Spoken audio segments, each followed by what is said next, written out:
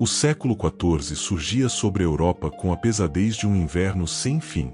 As campanas de pedra das catedrais soavam nas cidades devastadas pela fome e pela peste, por guerras entre irmãos e cismas na alma. O Papa havia abandonado Roma. A Santa Sé, exilada em Avignon, refletia uma igreja cambaleante, incapaz de trazer luz ao mundo. Pelos caminhos do império, os cadáveres se empilhavam sem oração, e o ouro substituía o evangelho. A cristandade gemia, ferida em seu coração, e o céu, coberto por nuvens negras, parecia guardar silêncio. Mas como nas Escrituras, quando tudo parecia perdido, Deus preparava um novo profeta, não entre os poderosos, mas no canto mais humilde e escondido. Não foi entre bispos nem doutores que surgiu a chama, mas no ventre de uma mulher simples, Lapa Piacente, esposa de Jacobo Benincasa, um tintureiro de Siena. A cidade enraizada nas colinas toscanas, erguia-se como uma fortaleza de torres e ruas labirínticas, onde a arte florescia entre a lama e a fé se confundia com a superstição. Numa noite de primavera, sob o manto estrelado, Lapa sentiu que o parto começava. Era o ano do Senhor de 1347. Lapa já havia dado à luz 22 filhos e o cansaço havia marcado seu rosto. Mas naquela noite, algo diferente pairava no ar. Uma quietude incomum envolveu a casa. Não se ouviam cães nem campanas, apenas o batimento insistente de um coração que vinha do céu. Jacobo, sussurrou Lapa enquanto as parteiras preparavam os panos. Há uma luz na sala, não vê? O homem se aproximou da janela. A lua, enorme e branca, tinha se pousado sobre a colina de São Domingos. No limiar da casa, um ar perfumado e suave parecia envolver tudo. E então, um choro breve, mas claro, rompeu o silêncio como um toque de campainha na escuridão. É uma menina, disse a parteira com os olhos umedecidos. A recém-nascida foi chamada Catarina. E embora tenha nascido em meio a uma cidade cheia de ruídos, sua vida começaria com o sinal do silêncio. Silêncio diante do mundo, mas não diante de Deus. Porque aquela menina, ainda sem saber, seria uma voz. Não uma voz qualquer, mas um trovão suave que partiria a rocha da indiferença. Uma pena ardente que escreveria cartas a reis e papas. Uma chama que devoraria a mornidão com o fogo do amor esponsal. Anos depois, o bem-aventurado frade Raimundo de Capua, seu confessor e biógrafo, escreveria: O Altíssimo, vendo a lama e a escuridão do mundo, quis plantar um lírio branco no lodo. De uma boca sem letras, fez sair sabedoria que deixou mudos os sábios. Siena, nos dias dourados da Idade Média, era uma cidade que respirava através de suas altas torres e pisos de tijolos cozidos. Suas ruas de paralelepípedos serpenteavam entre oficinas de tintureiros, padarias e altares de rua. Aos pés do convento de São Domingos, entre mercados e fumaça de incenso, morava a família Benincasa. Nessa casa humilde, Catarina crescia entre cântaros de água, ruídos de tiro e o aroma constante de vinho fervido, e sopa de lentilhas. Ela foi a 24ª filha de seus pais, um número tão incomum que causava sussurros entre os vizinhos. Sua mãe, Lapa, a cuidava com ternura, mas também com o realismo de quem já viu morrer metade de seus filhos. Catarina, no entanto, era diferente. Enquanto as outras crianças brincavam de cavaleiros ou espadas de madeira, ela se afastava silenciosa, procurando um canto do pátio onde olhar para o céu. Catarina, dizia Lapa enquanto amassava o pão, por que não brinca com suas irmãs? Você ainda é uma criança. Estou brincando, mamãe, respondia com um sorriso suave. Brinco de olhar para Jesus. Aos 6 anos, Catarina teve sua primeira visão. Subia a escada de casa quando, de repente, sobre o telhado vizinho, viu uma luz mais brilhante que o sol. E no meio dessa luz apareceu um homem vestido com roupas brancas, com uma tiara na cabeça e um olhar de ternura infinita. Em seu rosto, Catarina reconheceu, sem dúvida, o Rei dos Reis. Correu escada abaixo, tremendo, jogou-se no chão e escondeu o rosto entre as mãos. Vi Jesus, gritou com a voz trêmula. Ninguém acreditou nela. Alguns acharam que ela havia sonhado, outros que era apenas imaginação infantil. Mas Catarina sabia, foi real. E desde esse dia algo dentro dela mudou para sempre. Aos 7 anos, sozinha em seu quarto, fez um voto de virgindade. Sem confessá-lo a ninguém, consagrou-se totalmente a Cristo. Ele era seu esposo invisível, o dono de sua alma. Cada gesto seu, lavar os pratos, varrer a entrada, acariciar um gato de rua, se tornava uma oferenda silenciosa. Enquanto suas irmãs sonhavam com galãs e vestidos de linho bordado, ela sonhava com túnicas ásperas, coroas de espinhos e cálices transbordando de sangue redentor. No dia em que seus pais começaram a falar de casamento, Catarina mal tinha 12 anos. Lapa, orgulhosa, já havia feito os arranjos com uma família vizinha. Mas ao saber disso, a menina se recusou com uma determinação que ninguém esperava. Não, mãe, disse com uma voz firme que não parecia sair de uma criança. Já entreguei meu coração. Não posso me casar. O que você está dizendo, filha? Respondeu Lapa com um suspiro de cansaço. Isso foi apenas um jogo de meninas. Você não pode viver sonhando com santos e anjos. A vida é outra coisa. Não desejo convento. Desejo a Cristo. Ele é tudo para mim. Diante da negativa, Lapa recorreu a medidas mais drásticas. Proibiu a oração, tirou-lhe seu quarto particular, a preencheu com tarefas domésticas até a exaustão. Catarina obedecia a tudo sem uma queixa, mas a cada balde de água que subia, a cada pano que dobrava, ela orava. Em sua mente repetia as palavras do salmista: O Senhor é minha luz e minha salvação, a quem temerei? Uma tarde, exausta pelo trabalho e pela pressão, Catarina desmaiou diante do forno de pão. Quando acordou, estava com febre e os olhos ardendo. Lapa, angustiada, se ajoelhou ao seu lado. O que você fez, minha filha? Por que é tão teimosa? Catarina tomou sua mão com suavidade. Mãe, não me tire Jesus, não me tire meu esposo. Foi nesse instante que algo se quebrou dentro de Lapa. A resistência, o orgulho, a ideia de controlar o destino de sua filha. Ela percebeu que aquela menina não era como as outras. Havia nela uma chama que nenhum vento humano poderia apagar.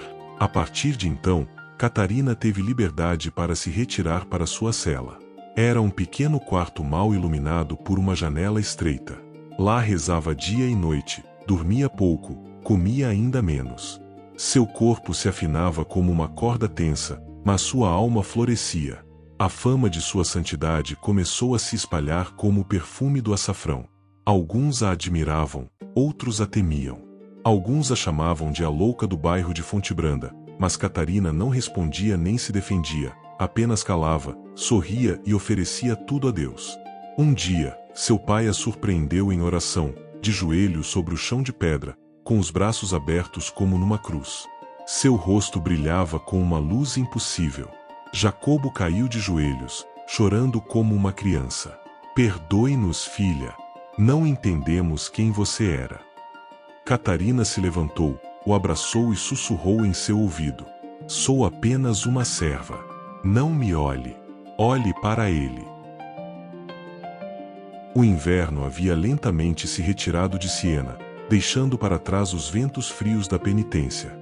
Era o ano do Senhor de 1359. Catarina tinha 12 anos, mas sua alma já falava como se levasse séculos dialogando com Deus. Seus dias se passavam em um equilíbrio sobrenatural entre o silêncio e o amor, entre a cruz e a ternura. A cela onde morava, um quarto de apenas 3 metros, era seu santuário. As paredes nuas estavam manchadas pela fumaça da vela e em uma prateleira descansavam uma imagem do crucificado, um rosário de contas ásperas e um recipiente de madeira. Ali, de joelhos, Catarina abria seu coração com uma franqueza que desarmava até os céus.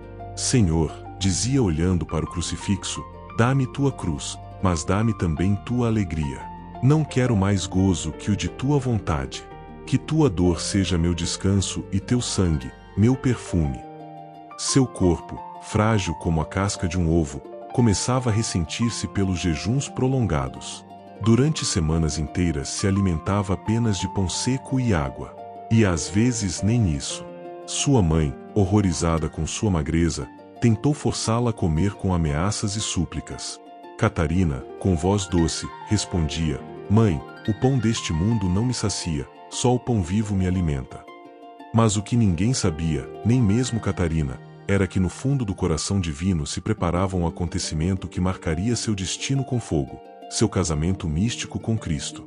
Foi em uma noite de silêncio denso, onde até os grilos pareciam ter se calado. Catarina, como de costume, passara o dia entre oração e pequenos serviços domésticos. Estava sozinha, prostrada no chão de sua cela, quando sentiu uma luz envolver o quarto.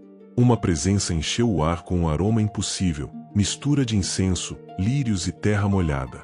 Levantou a cabeça lentamente e o viu. Jesus apareceu revestido de glória, acompanhado por Nossa Senhora, São João Evangelista, São Paulo e São Domingos. Ele usava uma túnica branca como a neve e sobre suas têmporas uma coroa de espinhos que resplandecia como ouro fundido. Catarina não conseguia falar. Sua alma tremia. Seus lábios secos pelo jejum mal conseguiam articular um sussurro. Senhor, és tu. Jesus sorriu e em seus olhos havia uma ternura que poderia incendiar o universo. Catarina, filha minha, tu me amaste desde a infância, me buscaste nas coisas pequenas e me encontraste no silêncio. Renunciaste a tudo por mim. Hoje eu te recebo como esposa. A Virgem Maria se aproximou então com um anel invisível, feito não de ouro, mas de fé e sangue. Colocou-o no dedo da jovem. Nesse instante, uma chama percorreu seu corpo, não de dor, mas de um amor tão puro que parecia impossível de suportar. Agora és minha, disse Jesus. E onde eu for, tu irás. Teu coração baterá no ritmo do meu. Tuas penas serão minhas penas. Tuas palavras as minhas. O mundo não te compreenderá, mas tu o amarás com meu coração. Catarina fechou os olhos e uma lágrima rolou por sua bochecha. Não por tristeza, mas por excesso de plenitude. Quando recobrou os sentidos, o quarto estava vazio. Não havia mais anjos, nem luzes, apenas o silêncio da noite e uma brasa acesa em sua alma. Desde aquele dia, viveu com a certeza de que já não pertencia a si mesma. Era esposa do Cordeiro e como esposa o acompanharia em sua paixão, em sua cruz e em sua vitória. Seu confessor da época, Frei Tomás de La Fonte, escreveu anos depois: nunca vi uma criatura humana tão possuída por Deus. Sua alma era como uma tocha que ardia sem se consumir. E quando falava de seu esposo, até os incrédulos sentiam que o céu se abria. Durante anos, Catarina viveu como uma reclusa voluntária, encerrada na cela interior de sua alma. Daquele quarto sem adornos, ela tecia silêncios como se fossem cânticos. E cada gesto seu era um poema de obediência. Mas o mundo lá fora ardia, e o céu, que até então a havia escondido como um tesouro, decidiu que já era hora de revelá-la. Numa manhã de primavera, enquanto orava em profunda contemplação, uma voz forte como um trovão e doce como uma carícia falou ao seu coração: Catarina, saia de si mesma. Não te criei para ti só. É hora de dar à luz o que carregas dentro. Ela tremeu, se agarrou ao solo como se temesse ser arrastada pelo vento. Senhor, como sairei? Como poderei falar aos homens se só sei falar contigo? A voz voltou ainda mais firme. Eu colocarei em tua boca palavras de fogo. Não temas.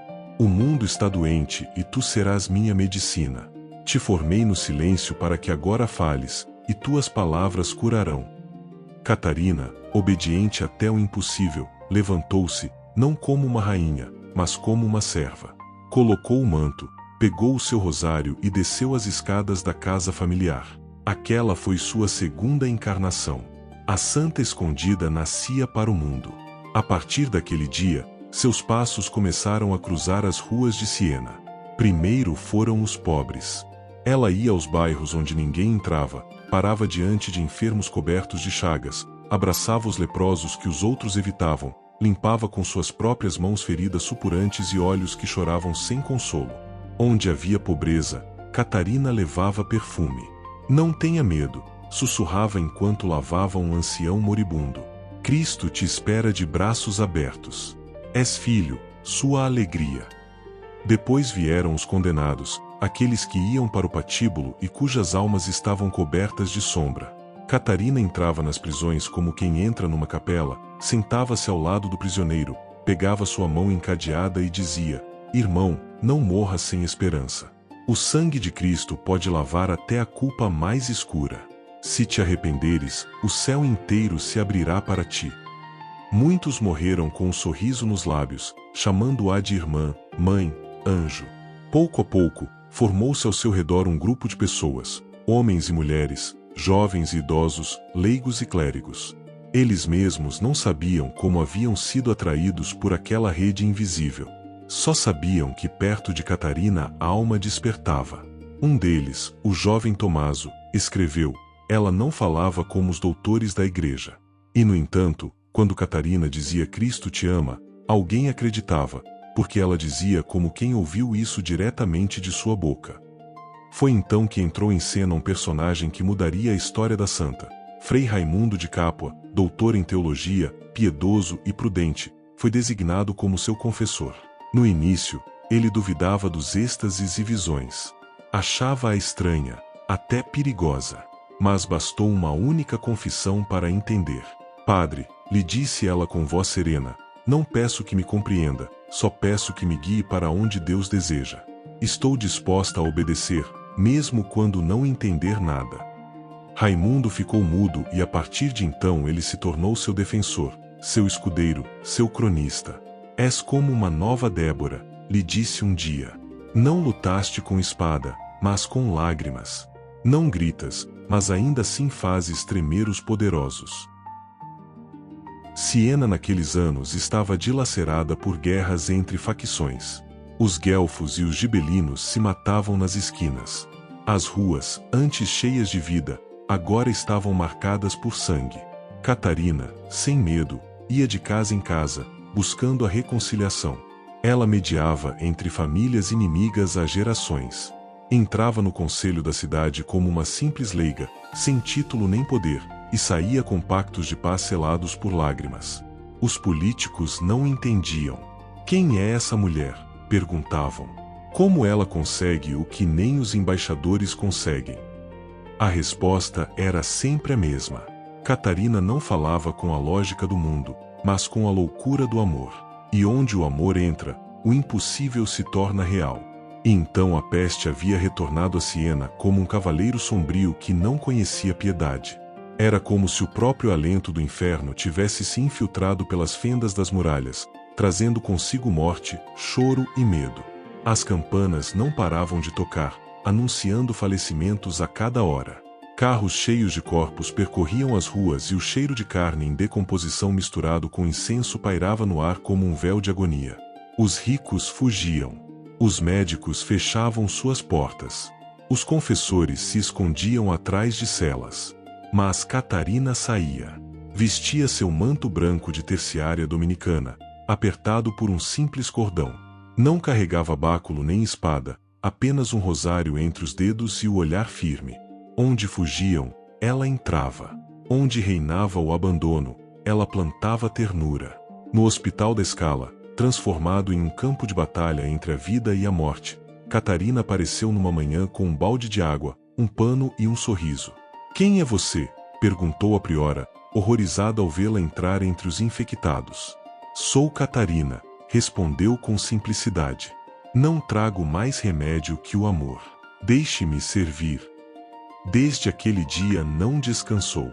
Lavava os doentes, os alimentava com suas próprias mãos, cantava ao ouvido deles quando a febre os tomava, rezava por eles como uma mãe que embala seu filho moribundo. Muitos, ao morrerem, apertavam sua mão com a força de quem sabe que não está sozinho. Uma idosa lhe disse entre lágrimas: Catarina, não tenho filhos, nem marido, nem nome, mas você me faz sentir que ainda sou alguém. E Catarina, com os olhos cheios de compaixão, beijou-lhe a testa. Você é a filha mais amada do Pai. Ele tem esperado por você desde a eternidade. Em uma ocasião, um frade se recusou a confessar um moribundo apestado com medo do contágio. Catarina se colocou à sua frente com voz suave, mas firme como uma espada embainhada. Padre, quem é você para guardar a salvação apenas para os sãos? Abra os ouvidos. Onde está o sofrimento, ali está Cristo. Envergonhado, o frade obedeceu. Catarina o acompanhou até o leito do doente e ambos choraram enquanto administravam os últimos sacramentos. Seus ajudantes pediam para ela descansar, para se proteger. Raimundo de Capua chegou a suplicar: "Irmã, se você morrer, quem falará em nome de Cristo?" Ela respondeu com um brilho sereno no olhar: "E se viver fosse calar o seu amor? Não, padre. Morrer servindo é viver eternamente." O Palácio Pontifício de Avignon erguia-se como uma fortaleza de mármore e orgulho sobre a margem do rio Ródano. Ali, entre salões dourados e tapeçarias flamengas, vivia o Papa Gregório XI. Mas mais do que um sucessor de Pedro, ele parecia um rei sitiado por cardeais temerosos, embaixadores intrigantes e conselheiros que falavam mais de convenções do que do Evangelho. Era o ano do Senhor de 1376. O papado estava há mais de 60 anos ausente de Roma e a cidade eterna, mãe da cristandade, jazia abandonada, devorada pelo pó, pelos ladrões e pela nostalgia. A igreja parecia um barco sem timão, à deriva no mar de corrupção e guerras. E Deus, em sua infinita ironia, escolheu uma mulher iletrada para lembrar ao Papa o seu dever. Catarina já havia escrito cartas, muitas cartas cheias de fogo e ternura, assinadas não como súdita, mas como mãe espiritual. Nela chamava-o de o Dulcíssimo Cristo na terra.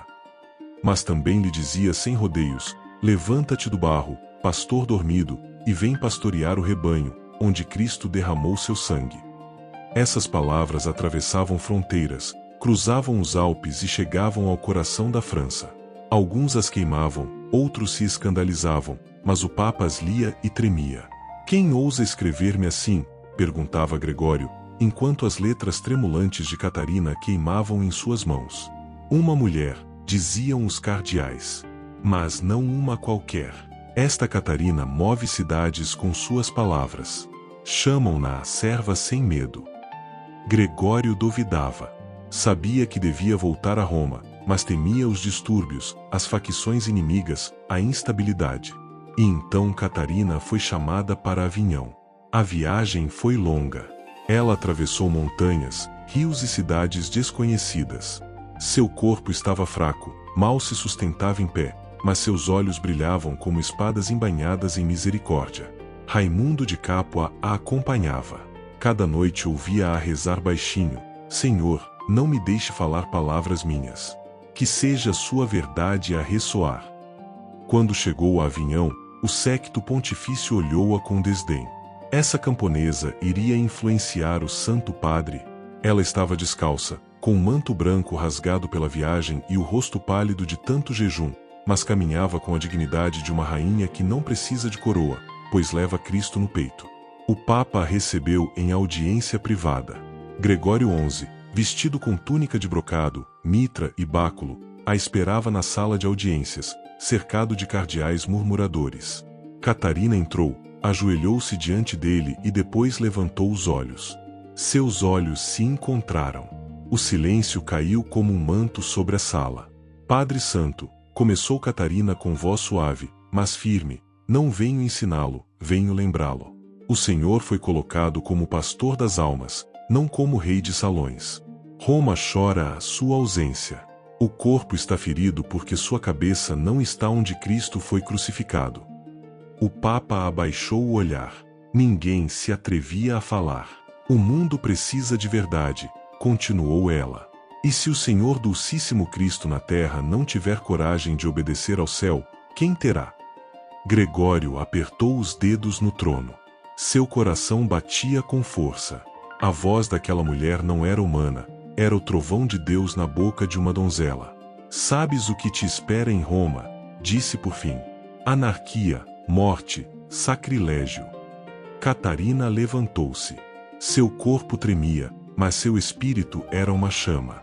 Melhor morrer por obedecer a Cristo do que viver traindo seu amor. Que vale sua vida se o mundo perder seu pastor? E Catarina falou, não com política, mas com profecia, não com dados, mas com lágrimas. Lembrou ao Papa suas origens, sua missão, o sangue derramado por Pedro, a necessidade do testemunho. E quando terminou, a sala estava em completo silêncio.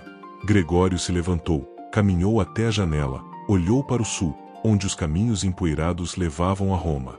Voltarei, sussurrou. Que Deus me julgue se não cumprir o que me pede. Catarina inclinou-se. Roma não precisa de um rei, precisa de um pai. E o Senhor, Padre Santo, deve ser esse pai. Dias depois, contra todos os conselhos humanos, Gregório XI iniciou a viagem de volta. Catarina o havia movido não com exércitos, não com dinheiro, mas com palavras, com amor, com a verdade. Roma, após o retorno do Papa Gregório XI, não era a cidade gloriosa que Catarina havia sonhado. As ruínas dos fóruns se misturavam com as ruínas da alma. Os cardeais desconfiavam uns dos outros. O clero estava dividido. Gregório morreu poucos meses após seu retorno. Catarina chorou desesperadamente, não apenas pelo homem, mas pelo que ainda não havia sido curado. E então aconteceu. O novo Papa Urbano VI foi escolhido em meio a pressões e tensões. Seu caráter era áspero, impetuoso, às vezes violento. Muitos dos cardeais, dominados pelo medo ou orgulho, declararam inválida sua eleição e nomearam outro, Clemente VII, que retornou a Avignão. Assim começou o grande cisma do Ocidente: 2 papas, 2 cúrias, 2 igrejas divididas, um único Cristo crucificado novamente por seus próprios pastores. Catarina sentiu seu coração se partir. Não havia dor maior do que ver a esposa de Cristo dividida, rasgada por aqueles que deveriam protegê-la. Ai de mim, escreveu ela. O corpo místico está rasgado e sangra. Ó Deus eterno, até quando deixarás que se rompa tua túnica sem costura? De Roma, onde se estabeleceu por obediência, Catarina escreveu sem descanso. Suas cartas eram gritos em tinta, gritos de amor, de súplica, de correção fraterna. Escrevia a reis, cardeais e religiosos. Chamava-os com coragem e doçura: voltai, loucos cruéis, à unidade do cálice. Sede homens, não bestas. Muitos a ouviam, outros zombavam, alguns a odiavam, mas Catarina não se calava, não podia. O fogo que ardia dentro dela era mais forte do que a incompreensão. Em suas noites em Roma, sozinha na igreja de Santa Maria sopra Minerva, Catarina se prostrava diante do sacrário com os braços em cruz. Ó esposo meu, chorava ela, por que permites que se rasgue o teu corpo? O que devo fazer para repará-lo? Toma minha vida, minha carne, meu sangue, mas une a tua igreja. Começou então a sofrer os estigmas invisíveis. Ninguém sabia, mas seu corpo ardia com dores sem causa médica. Em suas visões, Cristo lhe aparecia coroado de espinhos, sangrante, com as chagas abertas. Catarina, lhe dizia ele, já não basta com palavras. Peço o teu corpo. Tua vida será minha mensagem. Ela respondeu sem hesitar: faça-se em mim, Senhor, segundo a tua paixão. Roma, primavera de 1380. A cidade era um mapa de ruínas, mas em um canto silencioso do mosteiro de Santa Maria sopra Minerva ardia uma chama que nenhum vento podia apagar.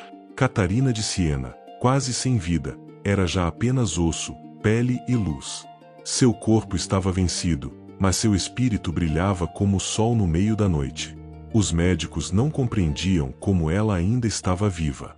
Não comia, não dormia, mal conseguia falar com os lábios, mas sua alma ditava incessantemente. Sentada em seu camastro de madeira, coberta com uma manta áspera e os pés enfaixados, Catarina começou a pronunciar palavras que não nasciam de sua razão, mas da própria boca de Deus. Preparai-vos, disse ela a Estevão Macone. O Senhor quer falar. Eu serei apenas a pena e a tinta será meu sangue.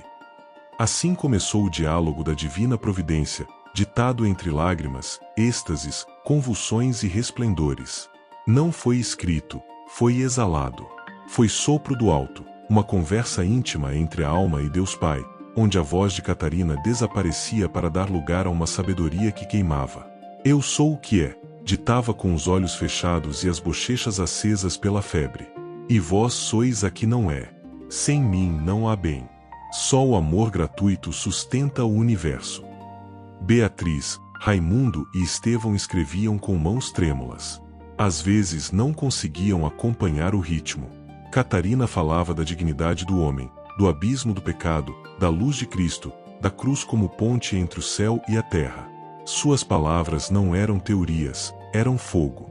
A alma que me conhece, ditava, já não pode viver sem desejar minha glória. Sua fome é tão grande que, embora colocasse no paraíso, se soubesse que eu não sou amado na terra, choraria. Os copistas choravam enquanto escreviam. Alguns caíam de joelhos.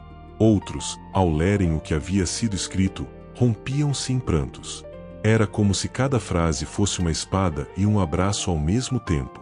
Um dia, Raimundo a encontrou em êxtase, o rosto transfigurado, a testa coberta de suor. Ao se aproximar, Catarina falou sem abrir os olhos. Pai, ele me mostrou a alma como uma torre alta, branca, cheia de quartos. Quando a alma habita em si mesma e Deus nela, todo o inferno treme. E acrescentou como quem recorda um segredo, não é o medo que salva, é o amor, sempre o amor. Em meio ao sofrimento físico mais extremo, Catarina não pensava em sua própria salvação. Seu único clamor era pela igreja, pelos pecadores, pelo mundo.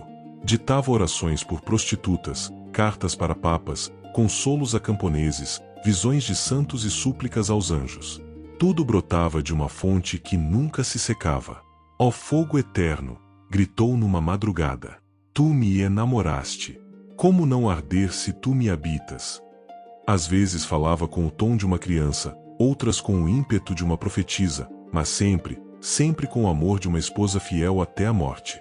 Quem a ouvia sentia que estava diante de um milagre, não um daqueles que curam corpos, mas um que ressuscita corações. Eu não sou santa, disse uma vez quase em sussurro. Sou apenas uma que acreditou que Deus é capaz de amar o mais miserável. O diálogo continuava crescendo como uma árvore eterna. Cada página era uma chama. Raimundo entendia, o que Catarina dizia não poderia ser destruído, porque não foi ela, foi o amor falando a si mesmo. E assim, enquanto o mundo se debatia entre guerras e cismas, uma mulher moribunda ditava palavras que séculos depois ainda seguiriam ardendo, não porque eram belas, mas porque eram verdadeiras. Não vos digo que busqueis visões, disse-lhes uma noite.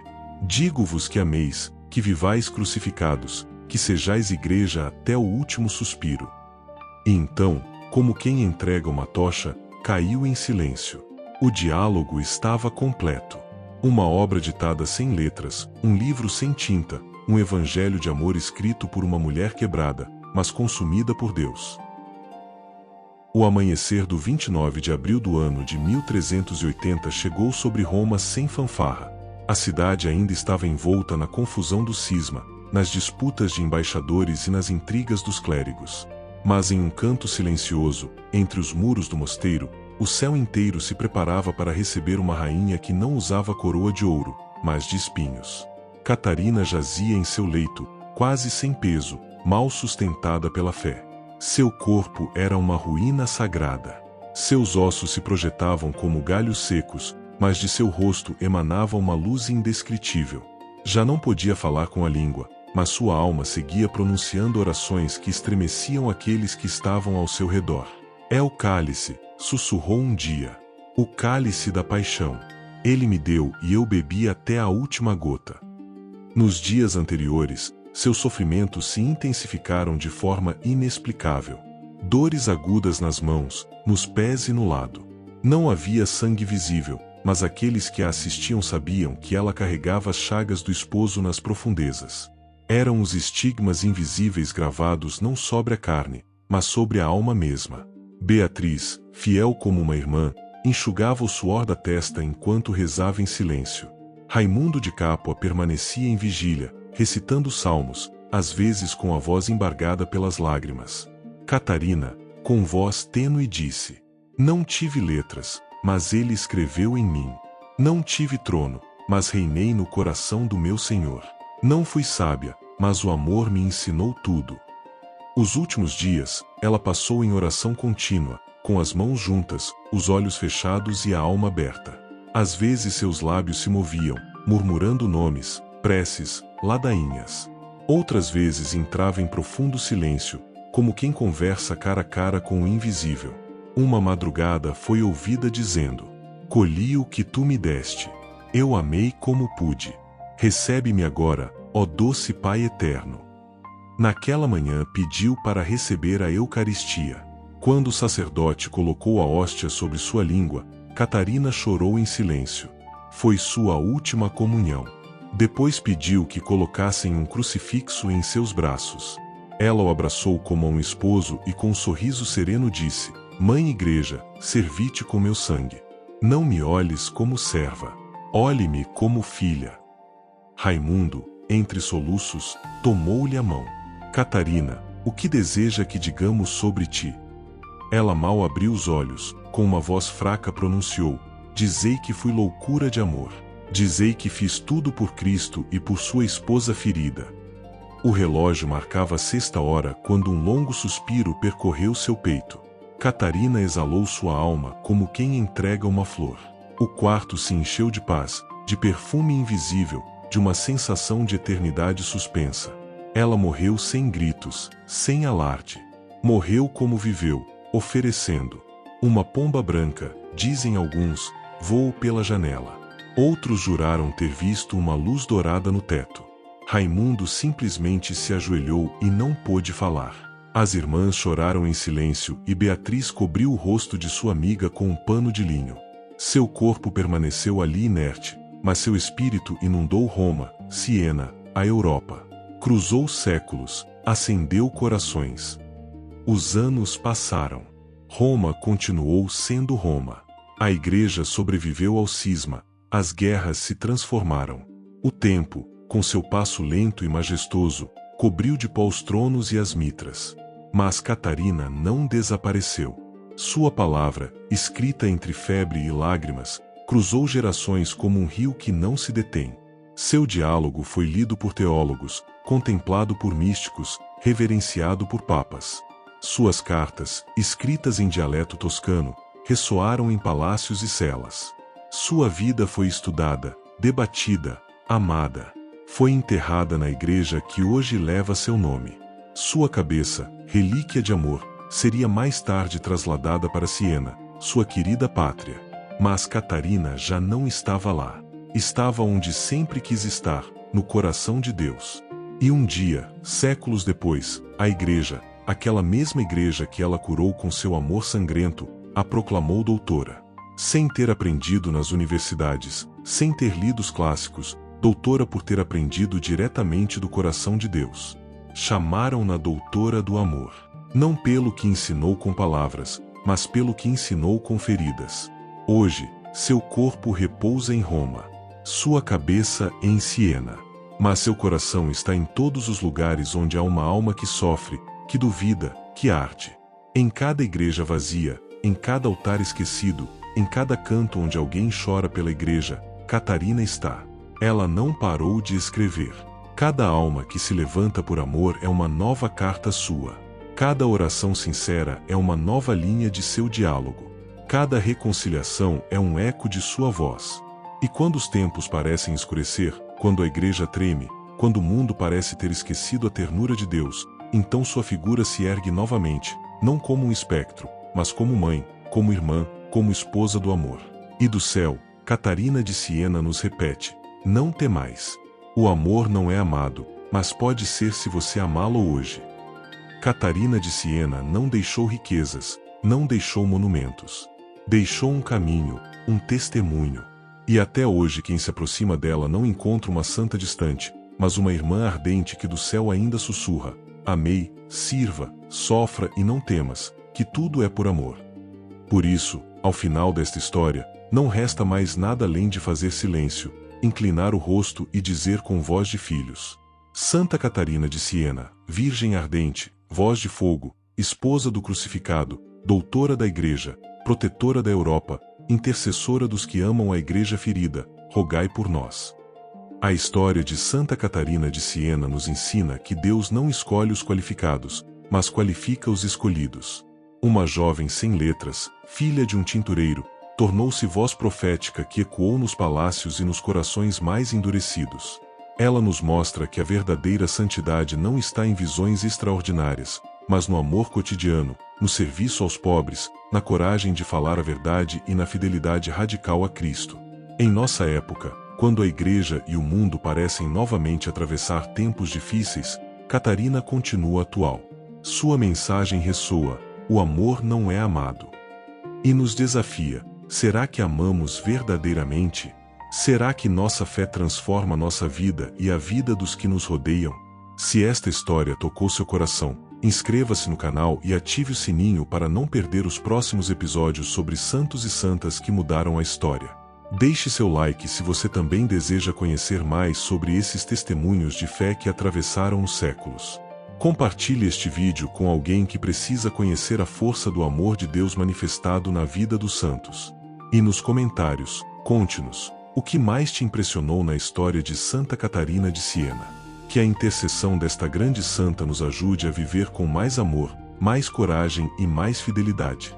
Santa Catarina de Siena, rogai por nós. Até o próximo vídeo, que Deus os abençoe.